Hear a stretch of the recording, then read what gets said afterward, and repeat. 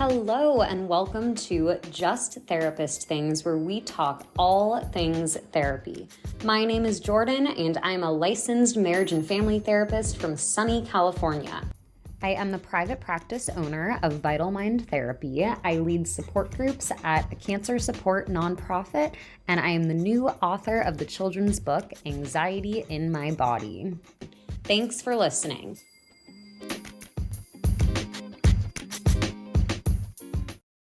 Hello, all. Glad to have you here. Hope you are having a good day, whatever day it is, whatever time it is. Thanks for being here. So this episode today, I'm going to be talking about how to speak to kids about a diagnosis. And this could be a diagnosis of cancer or another type of chronic illness, but just any diagnosis that you need to address with the kiddos. In this episode, I will be going over developmental considerations when talking to kids, common questions and tips that may come up, and how to best support kids.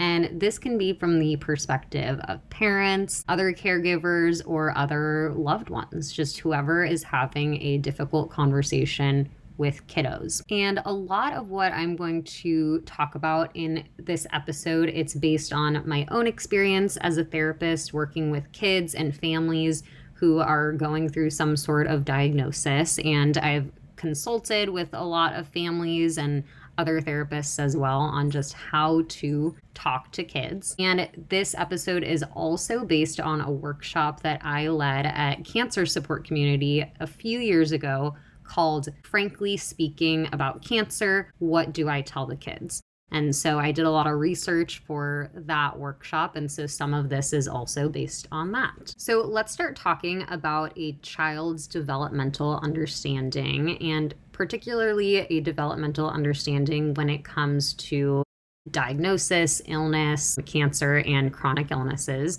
And I'm going to talk about it from infancy to the teenage years, so until 18 years old.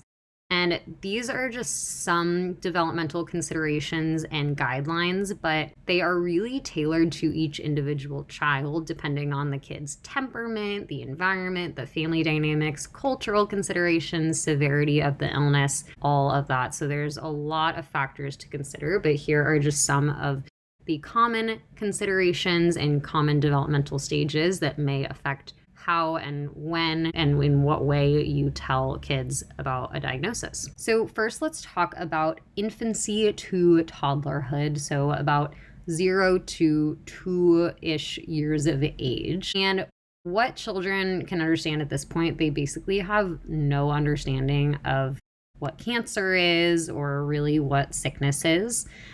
They can't talk at this age, their brain is still developing. They're really just at kind of the basic levels at this period. And so really no understanding of any abstract type of thinking, but they can sense changes. So kids can pick up on a lot. They can sense feelings through body language, through conversations. They notice day-to-day changes in a routine.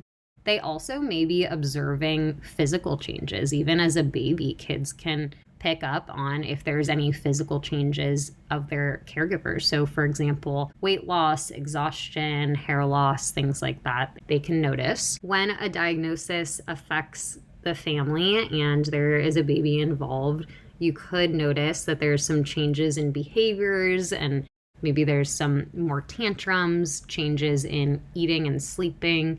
There can also be some form of separation anxiety because young kids, babies and toddlers, they don't really have the capacity or the awareness to express big emotions. And so it could just really come out in tantrums, in separation anxiety. And separation anxiety can look like when a kid gets overly anxious or overly fearful or having tantrums when a parent or a caregiver is away. There can also be some sort of confusion in the kids because they are aware that there are changes in a routine, that maybe there's change of physical appearance, and so they can just get really confused and feeling dysregulated. So there can be a lot of caregiver and parent guilt at this stage because you have a kid, a baby that is being affected by an illness. And really, illness affects the entire family system in many different ways.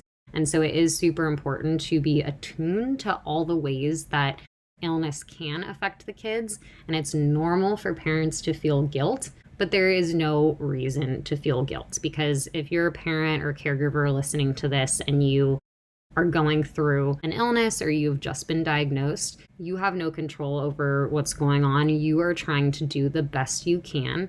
And by listening to this episode, by doing your research for your kids will know that you are trying to do the best you can as well, no matter how old they are. So guilt is very normal, but try to give yourself a little grace if you can. So now preschool age, so around 3 to 5 years of age.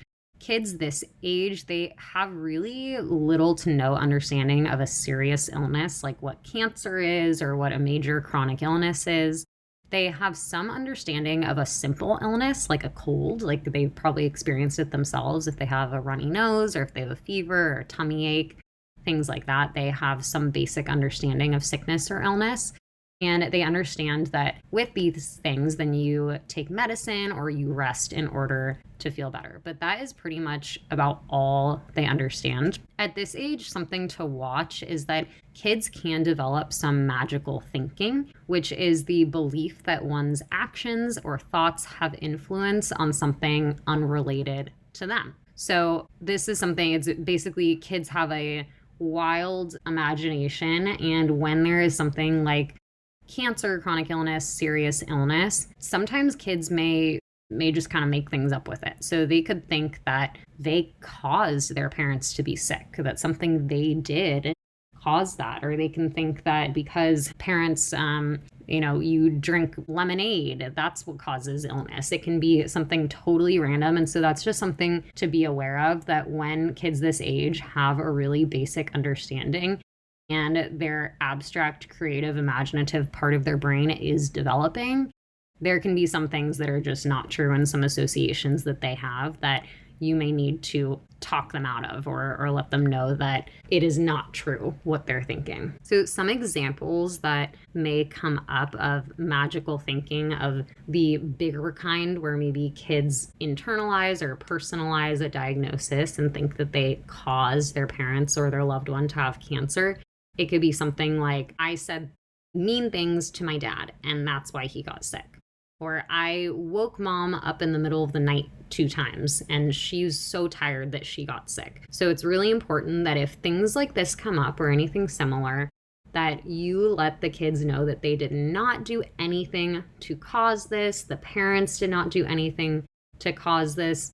Cancer, chronic illness is nobody's fault. It's just something that happens, and it is not because of anything that they did. So be very direct and very forward with that information. Some common behaviors and feelings that preschool aged kids can go through, they can have some regression. So that is acting younger than they are, maybe wanting to be babied, potential for wetting the bed, just being very clingy. And this is because they are just unable to deal with emotions. They're uncertain of what is going on. They feel like they have no control over the situation, which unfortunately they don't, which unfortunately you don't really. I mean, you can control some aspects, but the whole majority of just getting an illness is out of our control. And so kids want to feel safe and secure. And so sometimes there's a little bit of regression happening, just them maybe acting a bit younger than they are because they want that comfort. There can also be separation anxiety, as I discussed previously, and that can show up in a lot of ways, but just not wanting to be apart from the parent or caregiver, specifically the one that is dealing with the sickness. Or it could also be if there's another parent or caregiver in the picture, it could also be with a sibling. So just a kid really wanting that close connection, not wanting the parent or the sibling or whoever it is to go anywhere, and getting really upset and reactive when they are separated with them. There can also be sudden bursts of emotion, just really big emotional reactions that seemingly come out of nowhere. There can also be a lot of repeated questions. So they could ask multiple times, well, why are you sick? Or how are you sick? Or why can't you just take medicine to cure it? And these questions could get annoying. It could be a lot, but it really is just their young little minds trying to process what is happening to the family. Kids this age also do a lot of playing, a lot of creative things, a lot of imaginative play. And so it is not uncommon that in school or at home, you see a kid this age playing or acting out themes related to illness or to medical stuff, like playing doctor or making their baby doll be sick and then they take care of their baby doll, things like that. This is very common, and it's actually a good way for kids to express what they're dealing with. And if a kid this age is put in therapy, then usually they will be doing some sort of play therapy, imaginative play that revolves around acting out the illness and then identifying their feelings related to what's going on with the baby doll or what's going on with the doctor and the situation, things like that. And so therapy at this age can honestly be very, very helpful when the family is dealing with a diagnosis. Now, school-aged kids, so like ages 6 to 8-ish years old, they can understand the difference between simple and serious illness.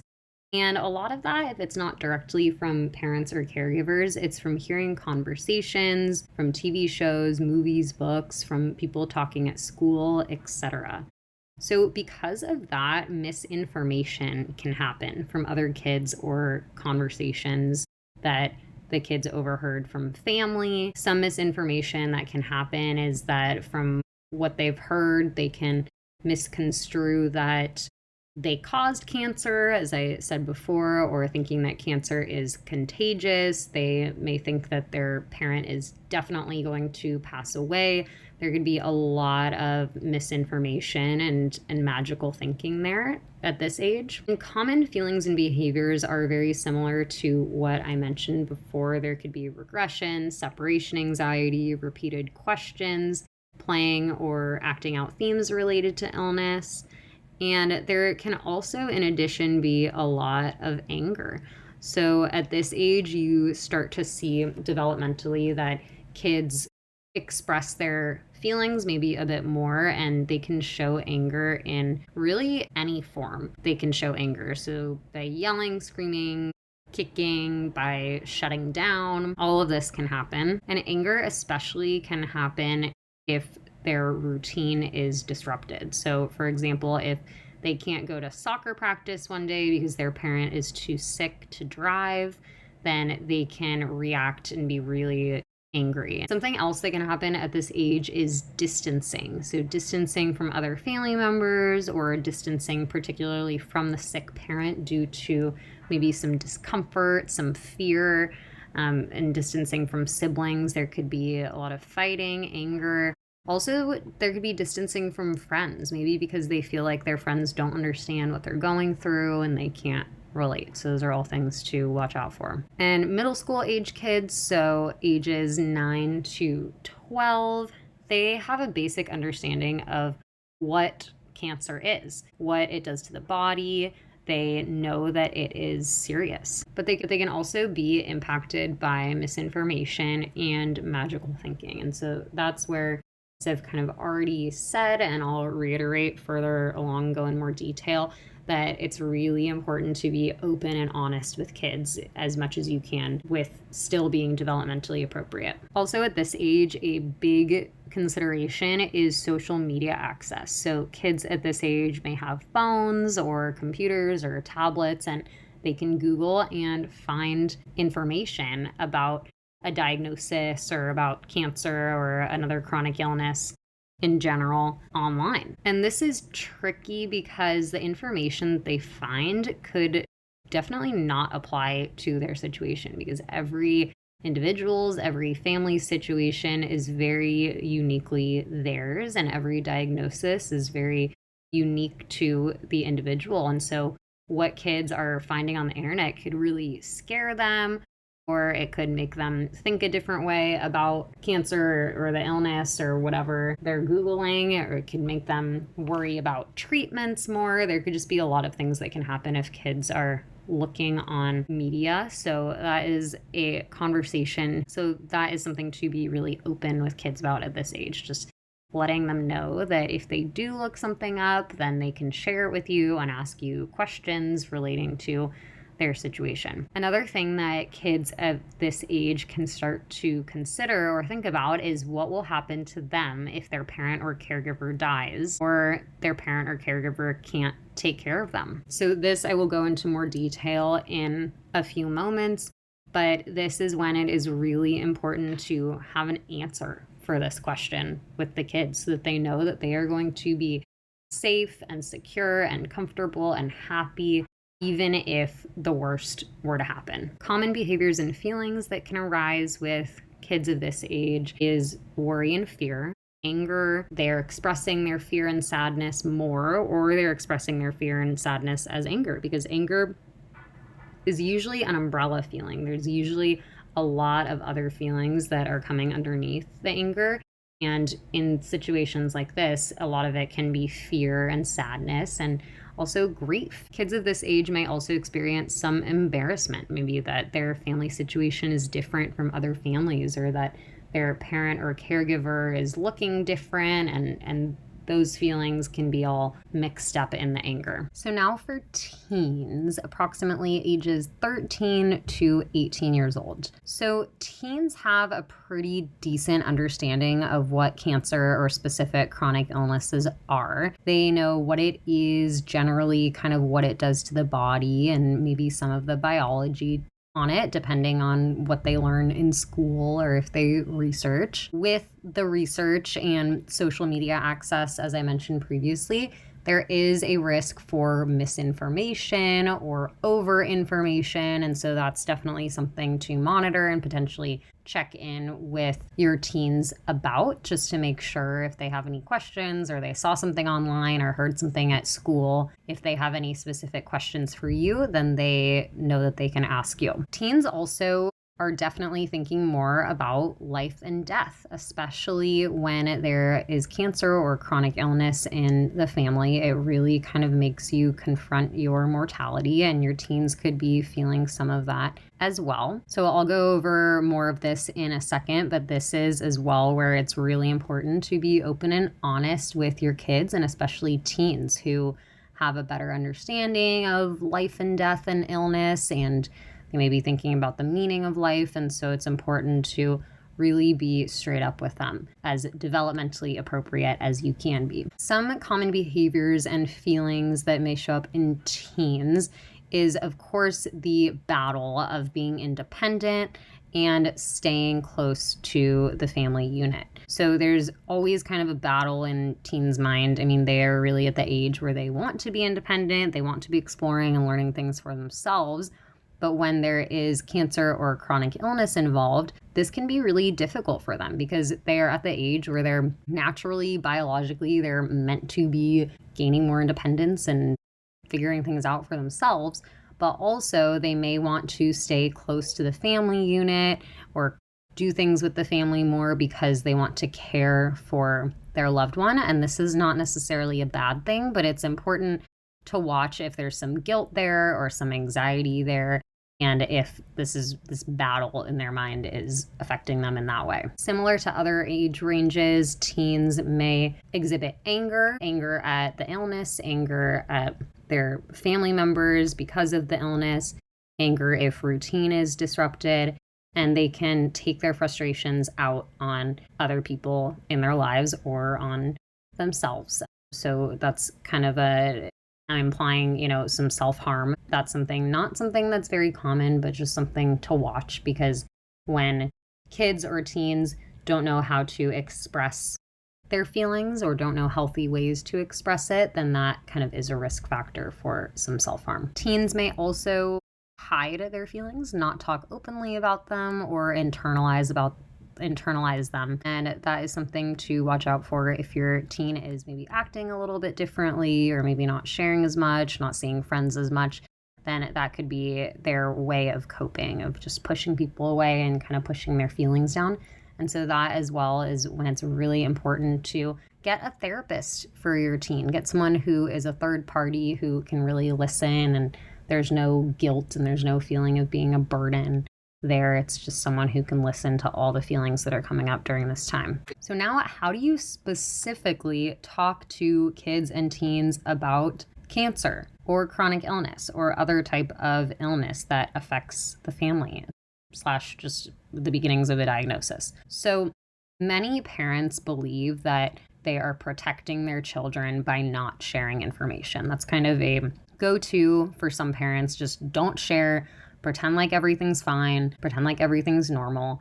But that is really not helpful to do, because no matter how much you try to hide what's going on, even if the kids are not told directly, they know that something is off. Kids can feel the impact. And this can be really detrimental if kids have an idea that something is going on, but they don't know exactly what it is, because then their brains can really catastrophize, really think about the worst case scenario. There can be a lot of magical thinking that they are the problem. And so because of this, it's super important to be very developmentally, appropriately open and honest, and not try to hide and protect your kids from the information. Being honest too about something difficult that is affecting you or affecting another family member, and having it out in the open like that, it really teaches kids that bad things can happen and things in life will happen that are not always super pleasant.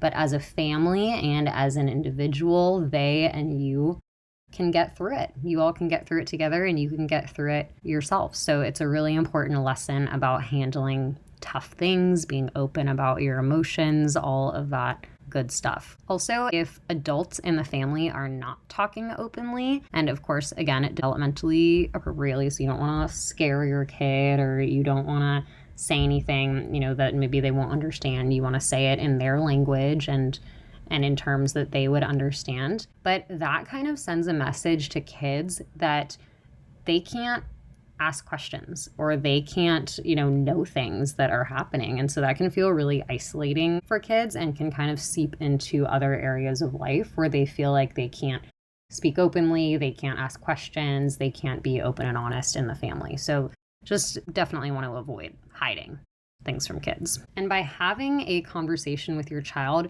you are letting them know, you're sending the message to them that they are an important member of the family, and you are giving them permission to have and express their own feelings and ask questions. So when you are going to talk to kids about a diagnosis, medical diagnosis, it is very important to prepare yourself as much as you can. So think about how you'll respond to difficult questions. Think about just you knowing your kid, what kinds of questions they might ask, and think about how you could respond to those. You can talk to other family members or friends about this. You can consult other people who may have a similar diagnosis or have been in your position before. Just kind of try to prepare yourself as much as you can with your answers, but also prepare yourself mentally for it, because it's going to be a really difficult conversation no matter what. Even if your kid just says, okay, cool, it's still a difficult conversation to have, because you're opening those doors with your kids, and it's hard. And some of the questions, of course, you may not be able to prepare for. I'm going to say in a minute some common questions and tips for answering that may come up. But just know that you're not going to have the answers to everything, and that's okay. Some of the things they might ask you may be something that you're still trying to figure out for yourself in your diagnosis or in your illness, and that is okay too, to respond that you don't know. Another tip is to time the conversation well. So, for example, if your kid asks you a question right before bed or right when you're about to drop them off at school or something like that, it is okay and appropriate and honestly better to say to them, wow, that is a very big question. Why don't we talk about this after school? And then make sure to follow up. So this shows the child that they're heard, lets them know that their question will be talked about and when it will be talked about, but it also gives you time to think about your answer. So that is okay too. It's important to have this conversation at a specific time. Maybe, after dinner, and then after the conversation, you all have ice cream after and talk about it more. Just knowing that this is not going to be a short conversation. They may have follow-up questions, so time it appropriately. And of course, thinking about the language that you use, and open communication. So what information and how much you provide really depends on your child's age. So just some kind of general tips that with younger children, it's usually best to give short answers with basic facts. As the children get older, you may be able to offer more information. And with any kids of any age, you can provide facts and then you can allow them to ask questions based on the facts. But it's better to just generally, especially with younger kids and with teenagers, you don't want to information dump. You just want to keep it simple first and let them know the facts and then allow them to ask follow-up questions or share their thoughts. So that's better than overwhelming them with information that they're maybe not ready for, they don't want to know at this point, or that they won't be able to understand. So this kind of goes along with timing the conversation. But it's important to have this conversation in a comfortable and a secure environment.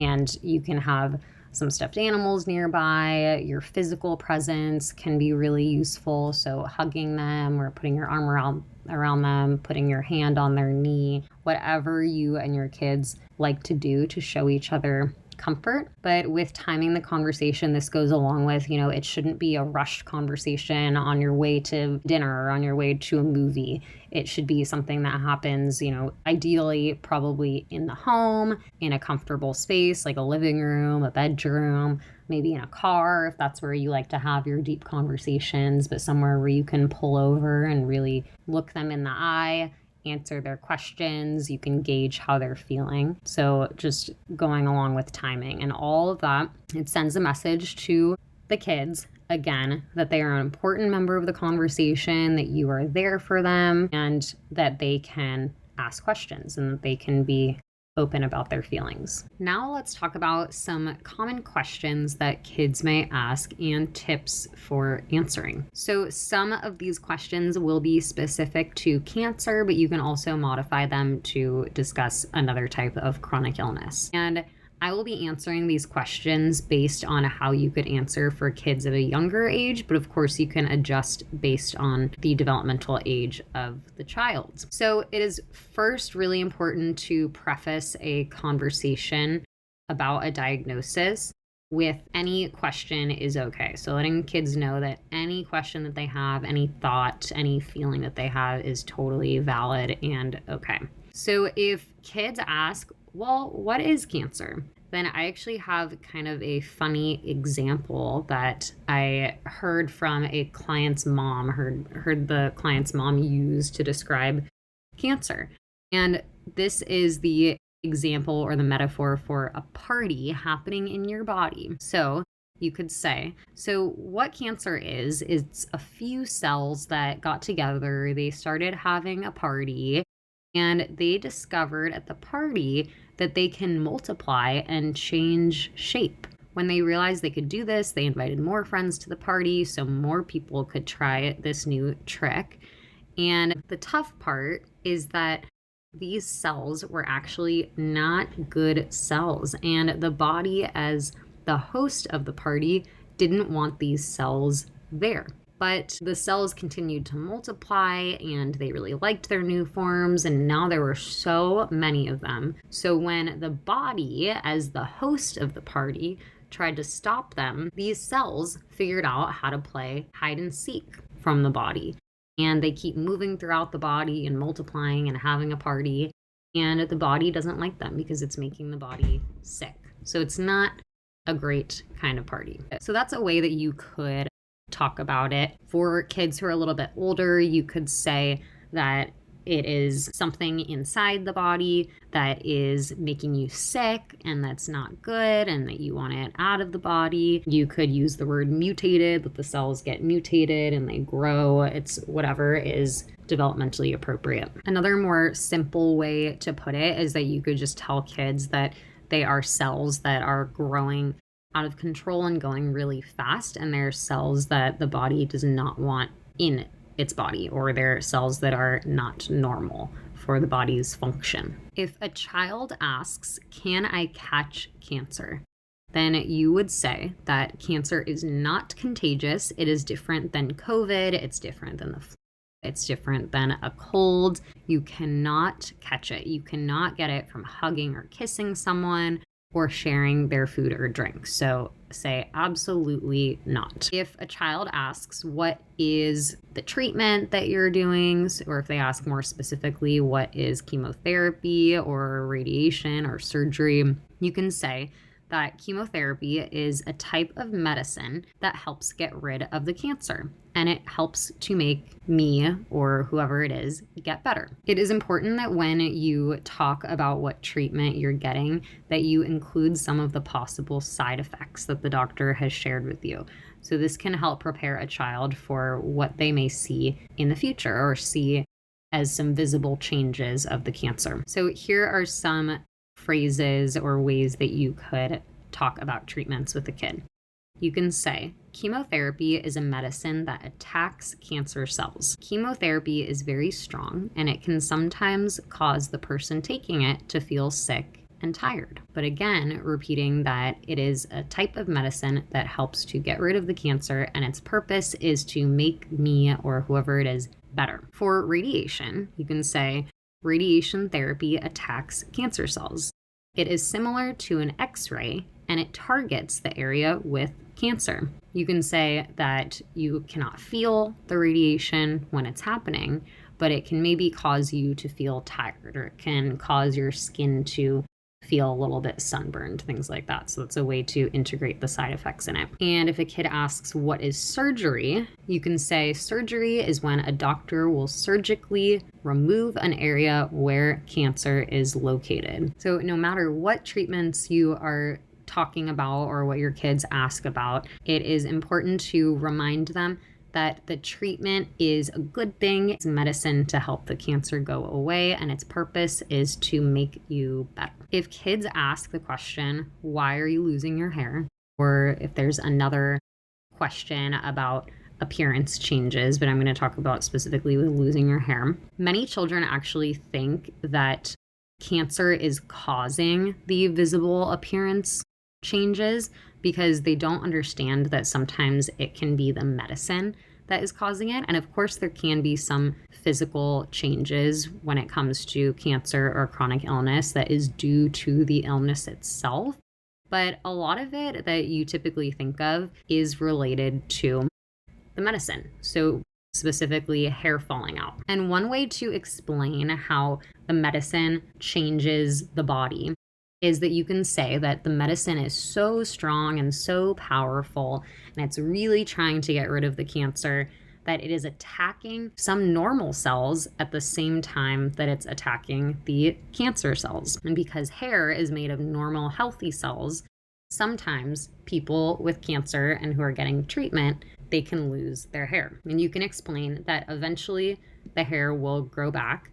And you can also have fun with your kids with wigs, with scarves, with having them touch your head when it's bald, things like that, so they become a little more familiar with it and they feel more comfortable. Another really hard question that kids may ask is they may ask, did I do something to make you sick? And this can be part of the magical thinking that I talked about previously, and so it's really important to squash any of these thoughts that are coming up for your kid.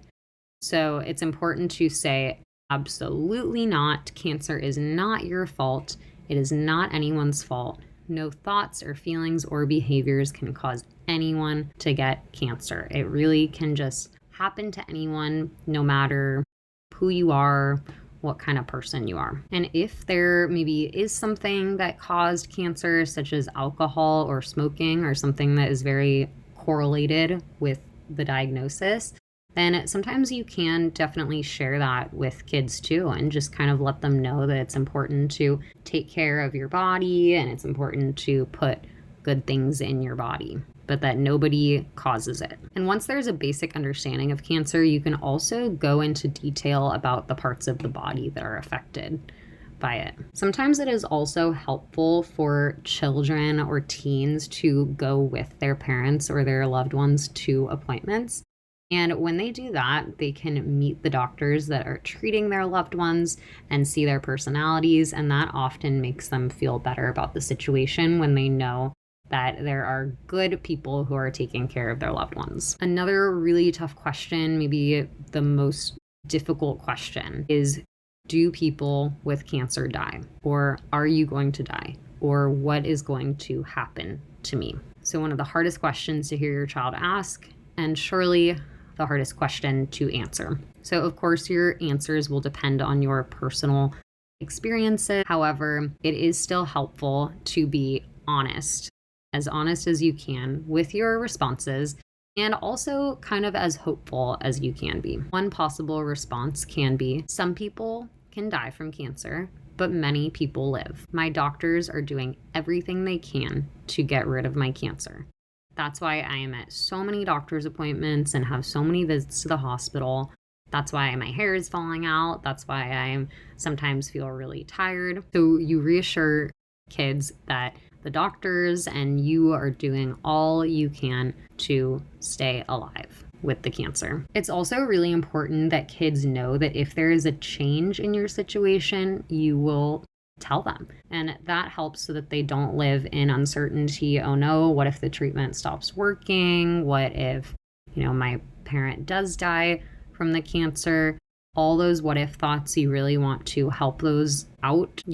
All those what if thoughts, you really want to try to keep those at bay as much as you can. But of course, it's likely that they will come up and you may have a lot of what if thoughts yourself. And that is absolutely okay. So it's okay to let kids know, I'm scared too, or I'm having those same thoughts too. That is completely fine. And that's very honest and authentic, and lets kids know that their feelings are valid. So something that you could say to reassure kids that you will let them know if there are any changes. You could say, right now, my doctors think that the medicine is working, but if something changes, I will let you know. With the question, what is going to happen to me? This is very typical for children to worry about what will happen to them if their parent dies. They wonder who will take care of them and their basic needs. So it can be very helpful, very tough, but very helpful and reassuring for the kid to let them know that if that were to happen, who would take care of them? And you could remind them of the people in their life who care for them and who would be there for them. You can remind them of all the things that will stay the same in their lives. You would still play soccer, you would still go to school, but you can always cushion it with, but I love you and I am doing everything I can to stay here with you for a long time. Lastly, another common question that kids may have is, can I talk to people about cancer?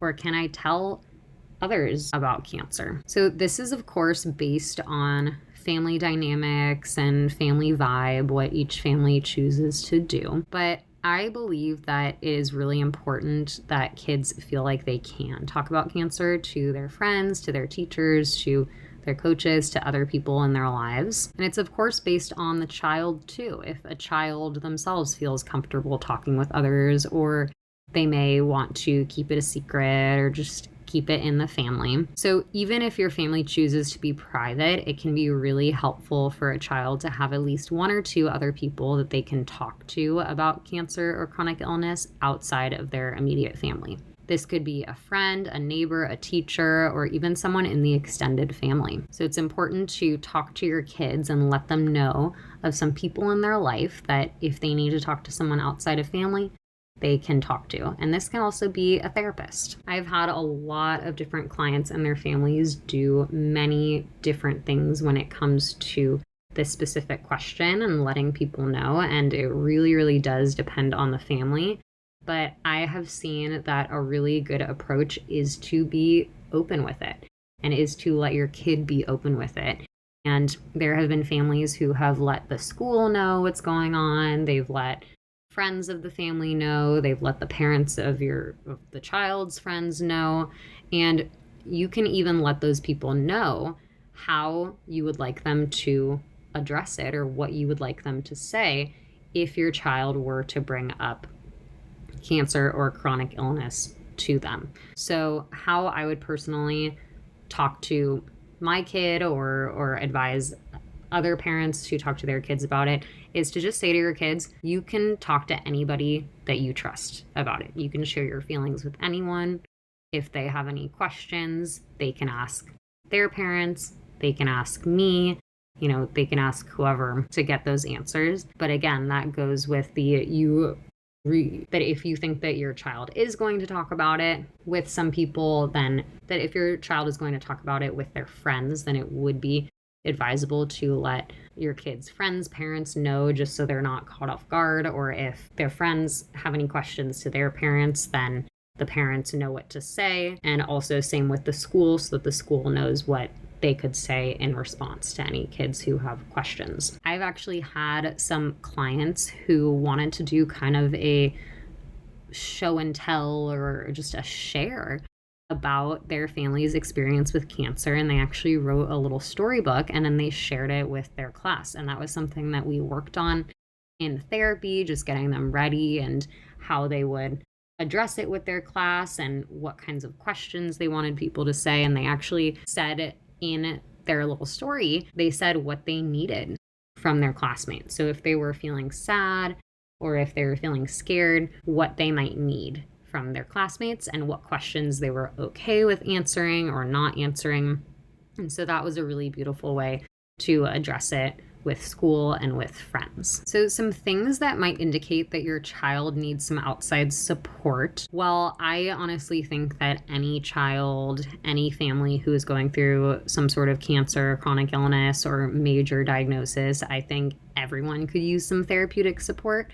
But some things to look out for that indicate that your child may need even more support or really needs support is if there are changes in behavior, definitely. So if your child is usually outgoing, but they're isolating, if maybe they usually do really well in school, but they're having a difficult time, if they're losing interest in activities, if they're noticeably really angry all the time or really sad all the time.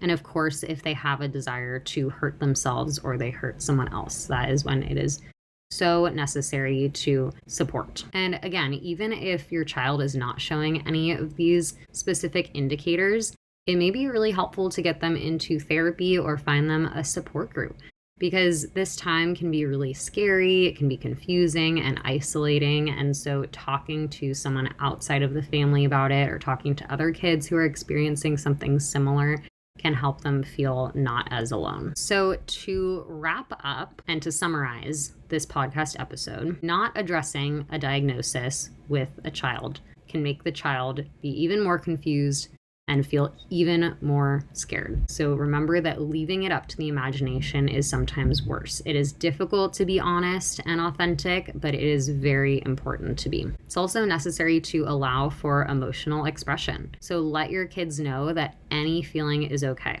For example, rather than saying, "Don't cry, it's all going to be okay," you might instead say, "It's okay to cry. Can you tell me a little bit how you're feeling?"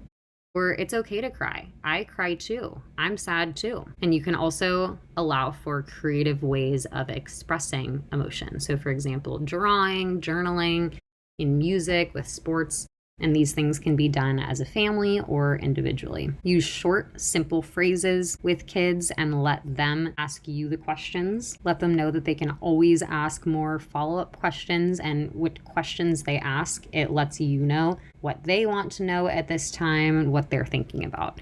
So keep everything pretty concise at first and allow time for questions so they can really grasp what you are saying. So for example, instead of just going on and on talking about treatment or chemo or whatever it is, that can be really confusing for kids.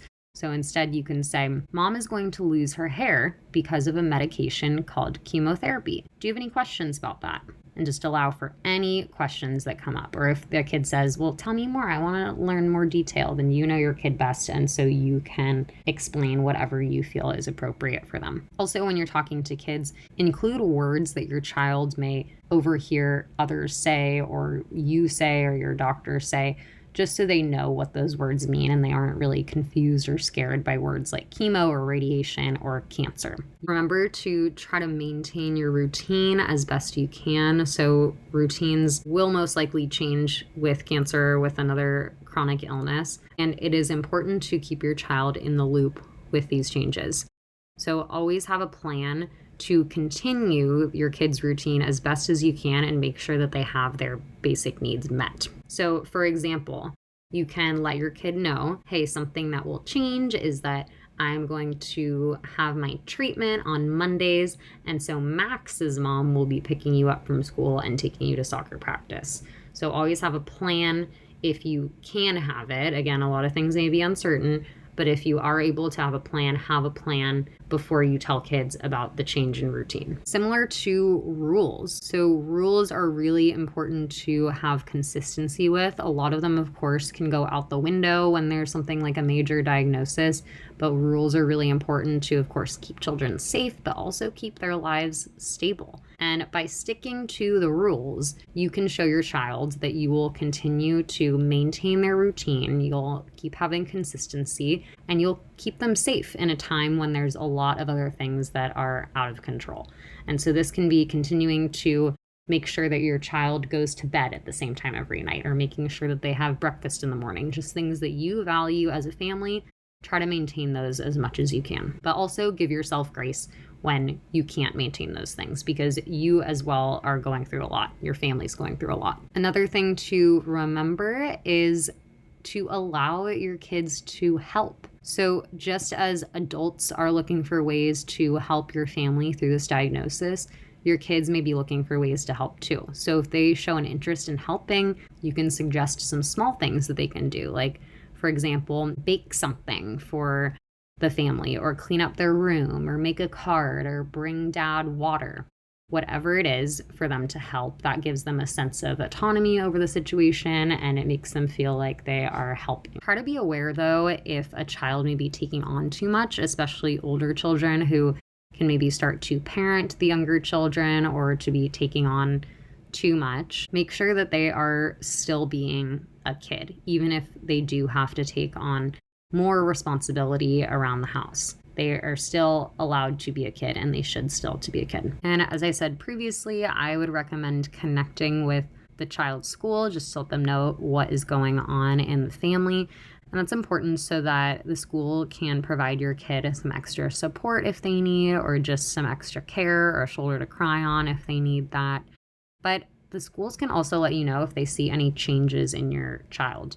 And as I talked about previously, it's not uncommon for kids to start behaving differently in the classroom when there's cancer in the family or cancer is affecting. Some of these common behavioral changes can include forgetfulness, sleepiness, poor concentration, hyperactivity, acting out, and also there can be some physical symptoms such as having headaches or stomach aches and needing to go to the nurse a lot, or wanting to be taken home from school. And something really important that goes with the conversations that you will be having with kids about a diagnosis is remember to be cautious of promises, because kids will remember promises. So just kind of get the word promise out of your vocabulary when talking about cancer or chronic illness. So for example, don't say, promise that I will be okay, or I promise that I will not die, because you really never know. I mean, something unrelated to cancer can happen. It's really hard to know what's going to happen in life. So instead say, I promise that I will try my best to beat this cancer. That's a way that you could incorporate promise. Or you could just say the things that I said previously and just saying, the doctors and I are trying really hard to beat this thing. So that is all I have for the tips and tricks of how to talk to kids about a diagnosis. If you are listening to this because you are planning to talk to your kids about a diagnosis, or you are in the midst of going through some sort of illness in the family, then I want you to give yourself grace through this incredibly challenging time.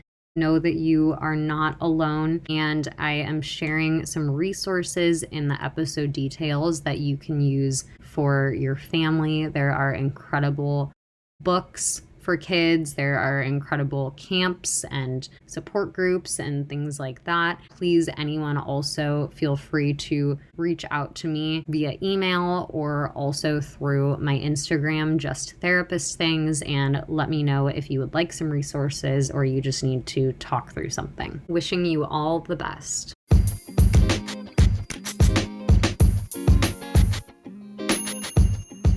Thank you for listening to Just Therapist Things, where we talk all things therapy. I'll talk to you soon.